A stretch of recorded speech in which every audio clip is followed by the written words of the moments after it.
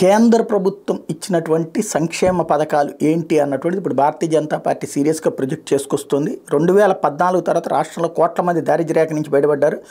ప్రధానమంత్రి గరీబ్ కళ్యాణ్ అన్న యోజన పథకం ద్వారా రాష్ట్రంలో 2,68,00,000 మందికి ఉచిత రేషన్, రాష్ట్రంలో 1,32,00,000 మంది పేదలకు జన్ధన్ ఖాతాల ద్వారా బ్యాంకింగ్ వ్యవస్థకు అనుసంధానం. 2014 తర్వాత బీజేపీ ప్రభుత్వం అవినీతి లేని భారత్కు పునాదిరాయి వేసింది. డైరెక్ట్ బెనిఫిషరీ ట్రాన్స్ఫర్లో భాగంగా 2019-24 వరకు రాష్ట్రంలో లబ్ధిదారుల ఖాతాల్లో 27,061 కోట్ల రూపాయలు జమ చేయబడ్డాయి.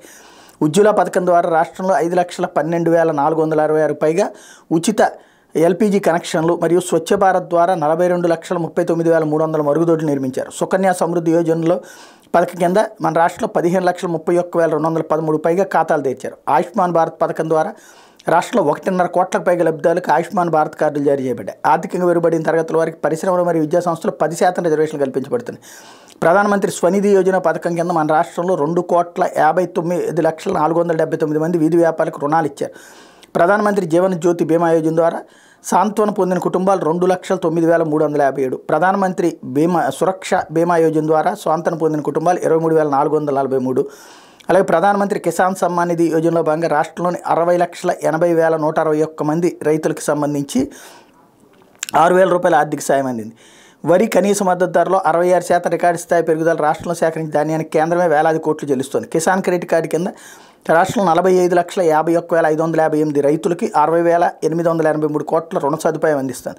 ప్రధానమంత్రి కృషి Sanchay Yojana water shed development component కింద గ్రామాల్లో 15,44,000 హెక్టార్లకి 373 వాటర్ షెడ్ ప్రాజెక్టులు అమల్లోకి వచ్చినాయి. పోలవరం ప్రాజెక్టుకి ఇప్పటికీ 15,146 కోట్ల రూపాయలు మోడీ ప్రభుత్వం ఇచ్చింది అన్నటువంటి విషయాన్ని చెప్పుకొస్తుంది. అదే సందర్భంలో ముద్రా యోజన కింద రాష్ట్రంలో 60.82 లక్షల రుణాల్లో 50% పైగా రుణాలు ఎస్సీ, ఎస్టీ, బీసీ వర్గాలకు చెందిన చిన్న స్థాయి పారిశ్రామికవేత్తలకు వెళ్ళినాయి. పోస్ట్ మెట్రిక్ స్కాలర్షిప్ల ద్వారా రాష్ట్రంలో 4,69,000 మంది ఎస్సీలకు విద్యార్థులకి నాణ్యమైన విద్య. పీఎం విశ్వకర్మ యోజన భాగంగా రాష్ట్రంలో 39,760 మంది కార్మికులకు, కళాకారులకు ప్రయోజనం. ఇట్లాగా లెక్క చెప్పుకొస్తున్నారు.